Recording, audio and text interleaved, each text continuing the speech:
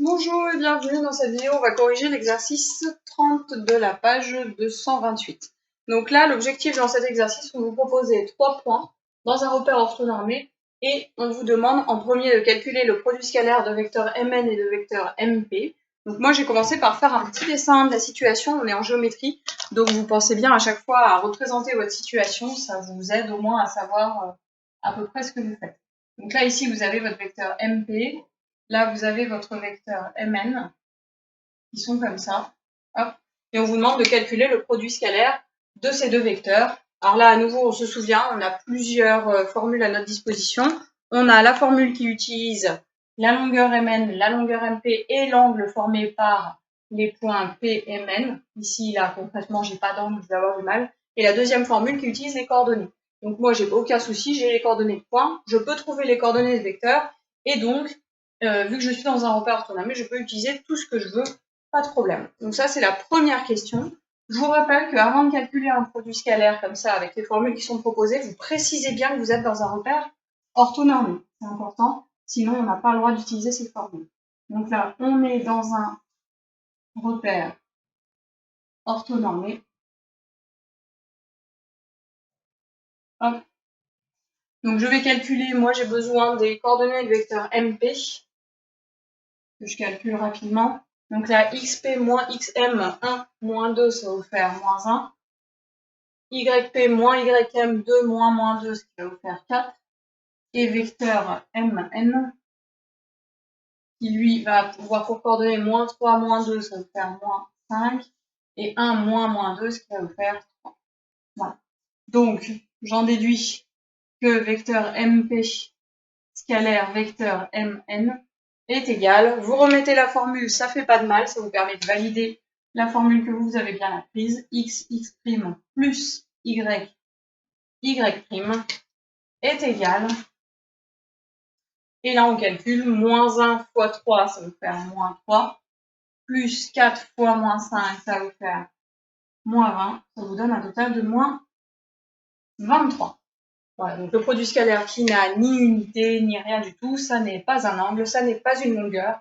Là, ici, c'est une valeur négative. Donc, c'est tout à fait bizarre. Parce qu'on tire dans le même sens.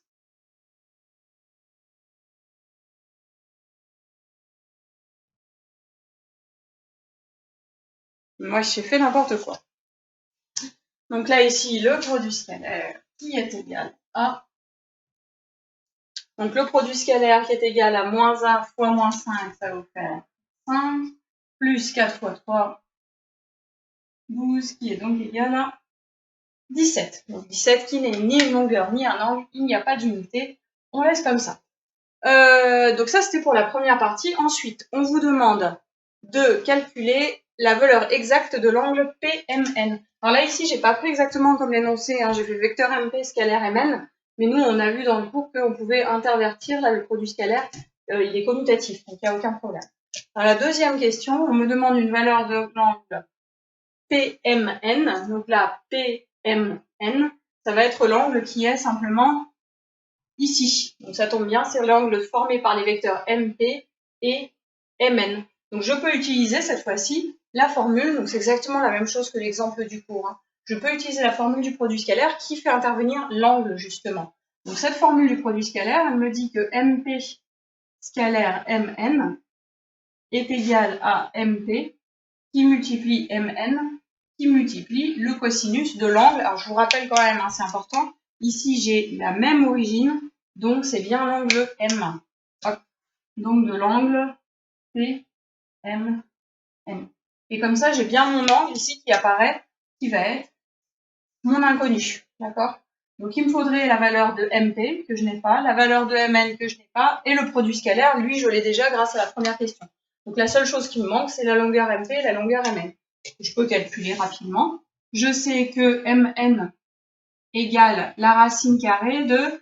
Alors là, ici, ce que je peux faire, c'est faire racine carrée de xn moins xm au carré plus yn moins ym au carré. Ce qui est dommage parce que j'ai déjà tout calculé ici. Donc je vais utiliser ce que j'ai déjà calculé avec les coordonnées de vecteur. Ça me fait la racine carrée de moins 5 au carré plus 3 au carré. Donc là, 25 plus les 9, ce qui va me faire racine carrée de 34. Je fais la même chose avec la longueur MP.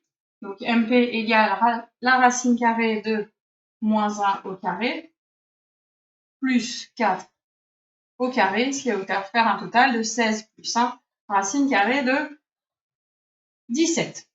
Ok. Donc là, maintenant que j'ai tout ça, j'ai plus qu'à remplacer dans mon produit scalaire, ce qui fait que le produit scalaire qui était égal à 17 est égal à racine carrée de 34 fois racine carrée de 17 fois le cosinus de l'angle que je cherche, donc PMN.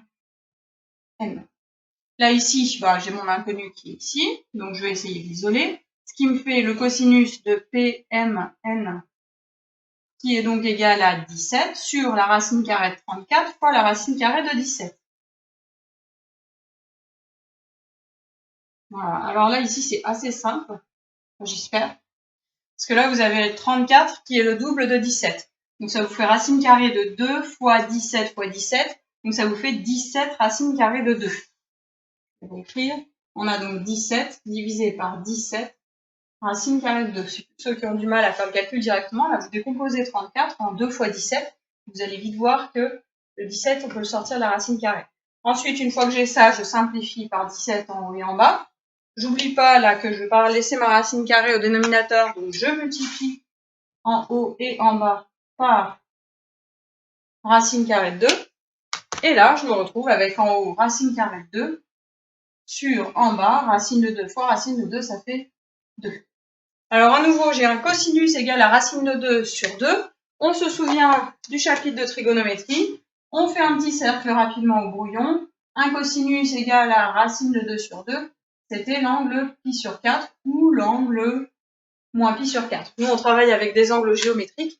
Donc, on va simplement préciser que l'angle PMN va donc être égal exactement à pi sur 4 radians. Alors, je ne sais pas, dans l'énoncé, il ne vous demande pas, mais il vous demande pas l'unité. Donc, soit vous mettez pi sur 4 radians, soit vous mettez 45 degrés. C'est exactement la même chose. Et là, vous avez votre solution. Et c'est terminé.